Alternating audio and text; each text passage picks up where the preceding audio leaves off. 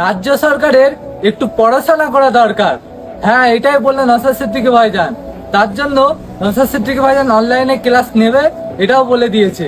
আর যদি তাও না পারে, তাহলে নওশাদ সিদ্দিকী ভাইজানের বক্তব্যগুলো শুনলেও সেখান থেকেও কিছু শিক্ষা পাবে। আমাদের প্যানপো নওশাদ সিদ্দিকী ভাইজান কি বলছে দেখো।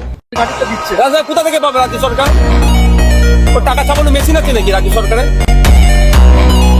আমরা একটা ছোট্ট ম্যাচিস থেকে শুরু করে, পানির বোতল থেকে শুরু করে, আপনার ইলেকট্রিক থেকে শুরু করে, পেট্রোল ডিজেল থেকে শুরু করে, যেটাই বলবেন না কেন সবটাই আমার ট্যাক্স। উনি জানেন না, ওনার এই বিষয়টা পড়াশোনা করার দরকার।